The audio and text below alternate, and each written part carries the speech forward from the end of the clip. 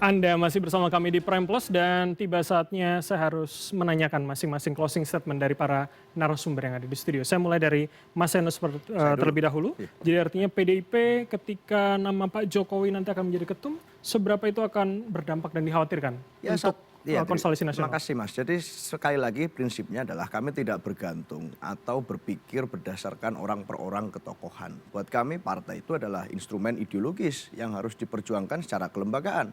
Sehingga kalau ada yang keluar dari partai, dipecat partai, mendapat sanksi partai, masuk ke dalam partai, semuanya harus dalam konteks kelembagaan. Bukan kemudian kita berpijak bergantung kepada orang ini, orang itu, orang ini. Nah, resikonya apa? Bergantung pada orang per orang. Seperti yang disampaikan oleh Mas Dian dan Pak Jayadi tadi. Dalam konteks hari ini misalnya pada saat masyarakat sentimennya negatif, seluruh partai, seluruh kekuatan kolektif yang lain harus repot membenahi itu.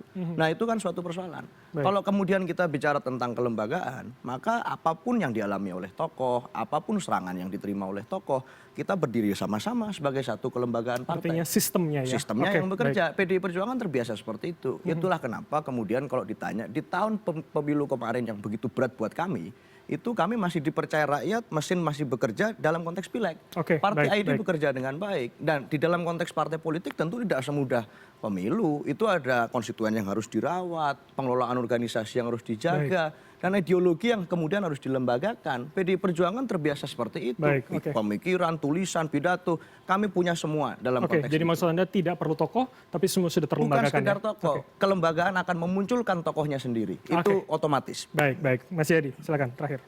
Pertama kalau misalnya saya paham kalau Pak Jokowi mengkalkulasi untuk masuk ke partai bahkan menjadi ketua umum partai ya. Tapi tentu itu dia punya keperluan, entah keperluan yang bersifat jangka panjang maupun yang bersifat jangka pendek. Jadi masuk akal. Dan memang kalau misalnya dia berpikir soal PSI, karena memang kalau di PSI apalagi peran dia selain ketua umum kan. Kalau di partai lain belum tentu jadi ketua umum, ya kan? Jadi wajar kalau dikalkulasi seperti itu. Tapi bagi PSI ini kan ada semacam anggapan bahwa kalau Pak Jokowi masuk PSI jadi ketua umum itu berkahnya positif. Menurut saya belum tentu. Belum tentu. Bisa jadi malah PSI-nya ditinggalkan oleh pemilihnya, terutama yang berada di daerah-daerah perkotaan yang kelas menengah terdidik. Oke, itu menjadi ancaman begitu ya. Oke, Mas Yan, terakhir. Ya, kalau saya hati-hati timnya Pak Jokowi untuk memutuskan jadi ketum apa enggak. Karena gini, basic data di kami ya, jadi ada analisa di kami itu word cloud, nunjukin kata apa yang paling melekat di tokoh tersebut. Kalau teman-teman ingat dulu waktu di awal Pak Jokowi muncul itu kata belusukan itu paling banyak.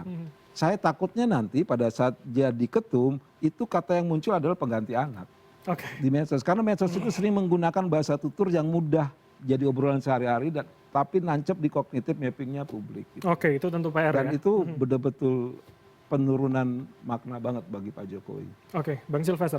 Ya, jadi saya mengatakan bahwa dan ini kelihatannya sih nggak akan terjadi Pak Jokowi. Kemungkinannya kecil ya untuk terjadi. Jadi biarkanlah Pak Jokowi itu menjadi ketua umum di hati masyarakat, menurut saya ya. Dan karena apa? Karena itu tadi jangan sampai masyarakat berpikir bahwa Pak Jokowi itu haus kekuasaan atau post power syndrome. Dan ini saya melihat memang apa yang dilakukan teman-teman PS ini cukup cerdas gitu loh. Yang mereka akan mengusung Pak Jokowi, ya kan? Baik. Tapi saya melihat bahwa saat ini dengan ketua umumnya Mas Kaisang aja sebenarnya sudah cukup. Ya kan? Dan kita lihat PSI saat ini di DPRD itu udah banyak. Termasuk banyak juga para kepala daerah atau wakilnya yang PSI. Ini tinggal diatur sebagaimana mungkin. Tidak perlu seorang Pak Jokowi duduk di kursi ketum ya. Oke. Bang Ade terakhir singkat saja menjawab semuanya tadi.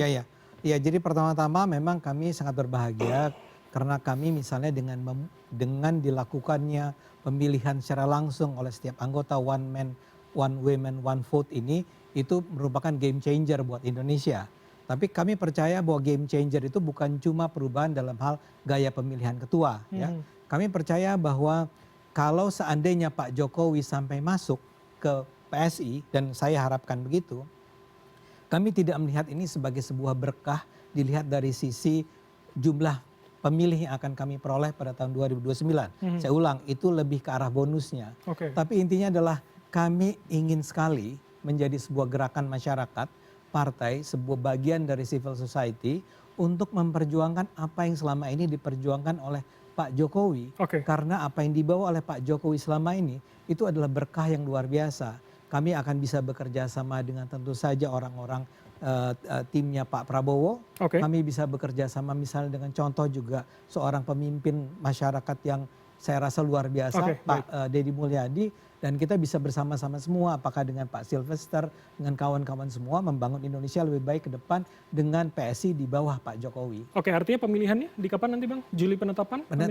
Pemilihannya Juli. Pemilihannya Jadi, Juli ya? Juni itu penetapan siapa yang maju. Oh, calonnya. Ya. Oke, berarti kita akan lihat bersama Juli nanti. Juli. Siapa ketum Siap. baru dari PSI. PSI. Terima kasih Bang Terima Ade, Bang Sylvester, Mas Ian, Mas Jayadi dan juga Mas Seno Bagasskoro. Kasih. Kita akan kembali lagi di minggu depan. Saya Bram Herlambang, terima kasih dan sampai jumpa.